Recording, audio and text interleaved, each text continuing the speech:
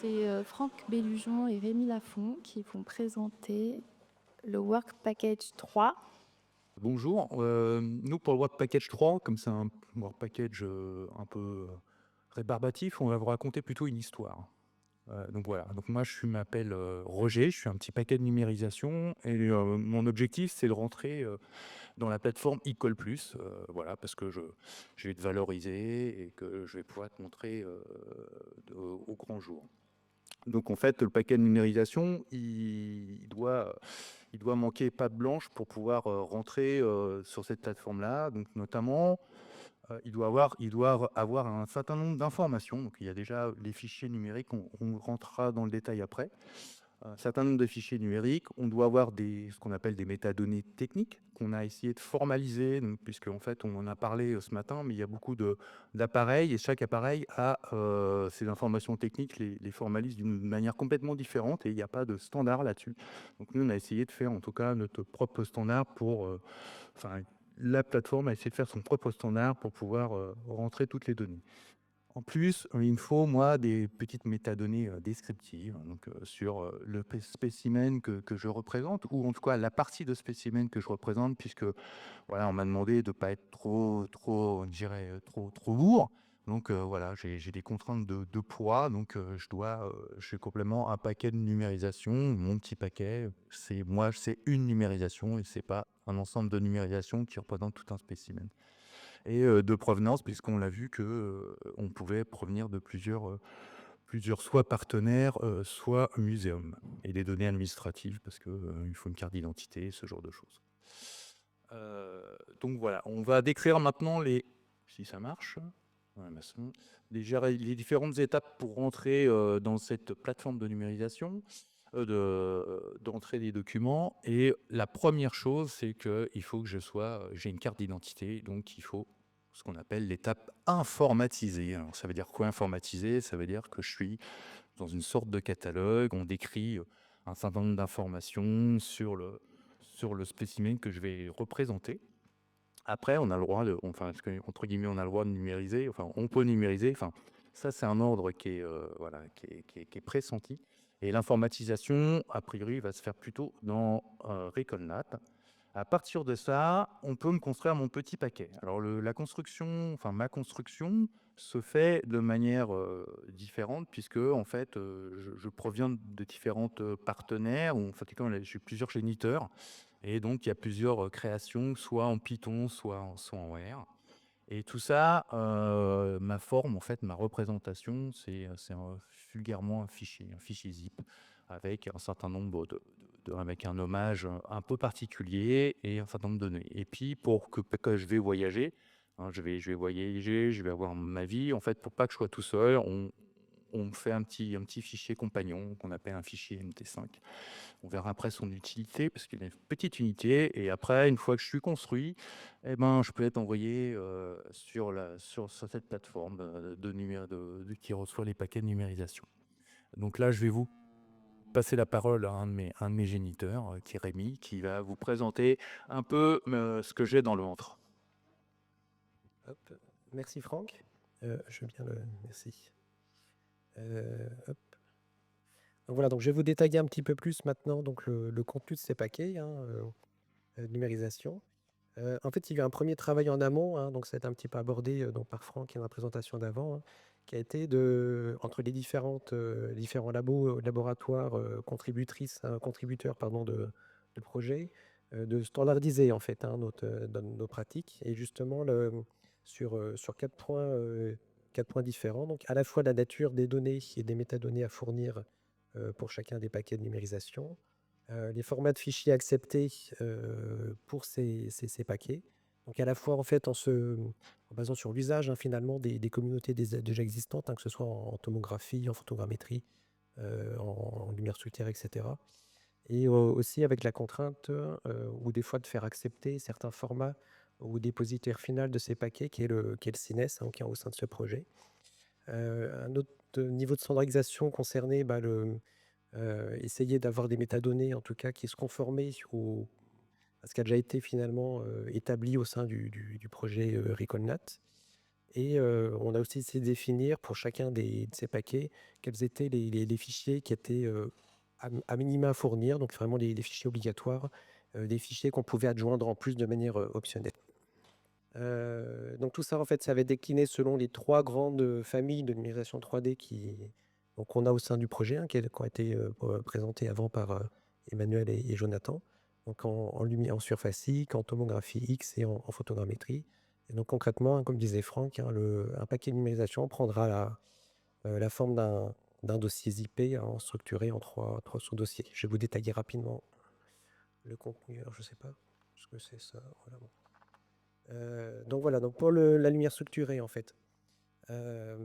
Donc on va voir systématiquement cette structuration en trois sous-dossiers. En fichier en fait obligatoire nécessaire à fournir va correspondre en fait un mesh avec le fichier texture associé. Donc avec ces formats de OBJ, pli et les formats d'image de texture. Et à minima, il faudra fournir aussi des données, des métadonnées techniques, pardon, enfin métadonnées à la fois techniques. Donc ça, Jonathan l'a présenté juste avant, donc en gros, caractériser la numérisation qui a été faite sur l'objet en question, et aussi des métadonnées en fait, qui vont décrire en fait, la nature justement de cette numérisation. Donc là, ça va être au format, enfin au standard Recognat. Donc on peut adjoindre aussi d'autres fichiers optionnels, hein. Donc le nuage de points au moment de la numérisation 3D. Une image en fait sous forme de photo qui va représenter le spécimen numérisé. Il y a un certain nombre d'autres métadonnées donc, qui vont caractériser le spécimen, son occurrence, la bibliographie associée, l'identification taxonomique et autres. Alors pour la photogrammétrie, ça va très peu changer finalement. On retrouve toujours ce même dossier de métadata avec le même type de fichier, le mesh texturé, la vignette du spécimen. Donc la seule différence, c'est qu'en données obligatoires, on va rajouter des photos en fait, hein, qui ont été nécessaires pour justement numériser en 3D le spécimen. Et en tomographie X, donc les données qu'on a jugées obligatoires en fait étaient ces coupes virtuelles, hein. Donc l'empilement de ces coupes en formatif. Donc toujours ces données techniques. On peut aussi adjoindre des mèches issues de segmentation justement de ces coupes virtuelles. On pouvait aussi adjoindre de manière optionnelle les images de projection initiales qui ont permis de calculer justement ces coupes. Et donc un certain nombre de paramètres un peu spécifiques de protocole, hein. Ça peut être très bien exact pour décrire ce qu'ont présenté Martha et par exemple Patricia là, sur leur montage de numérisation gastéropode en masse. Donc voilà pour ma partie. Je n'ai pas passé la parole à Franck. Donc là, voilà, donc moi j'arrive, je suis toujours mon petit paquet de numérisation, si j'arrive à passer la slide. Voilà, donc en fait, j'arrive sur la plateforme Ecole+. Qu'est-ce qu'elle fait cette plateforme? Donc déjà, c'est une plateforme qui est développée en Java par nos collègues de la l'ANSSI, qu'on remercie, qui nous aident quand même pas mal là-dessus. Et bon, la première chose qu'on fait, c'est que on va vérifier si je suis pas malade, si j'ai pas de virus, et ce genre de choses. Si j'ai un virus, je suis en quarantaine. C'est un peu comme à une époque il n'y a pas assez récente.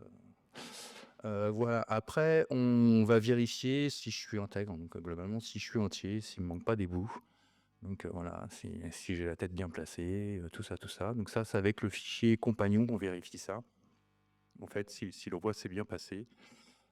Après, on va contrôler un certain nombre de choses. Alors pour contrôler, il faut m'ouvrir, faut voir quelque part, faut voir mes entrailles pour voir si tout va bien. Et donc on ouvre, on retrouve les fichiers numériques et en plus les fichiers de métadonnées. Déjà, on va vérifier que tout est bien en place, que j'ai rien en trop. Donc globalement, les répertoires sont bien nommés, que j'ai tout ce qu'il faut au bon endroit, au bon endroit, et que je n'ai rien de plus. Ensuite, on va vérifier que mes fichiers eux-mêmes, ils sont valides au sens pérennisation de la chose, c'est-à-dire qu'ils sont bien constitués, sont bien formés et qu'ils sont valides, donc globalement qu'on pourra les utiliser.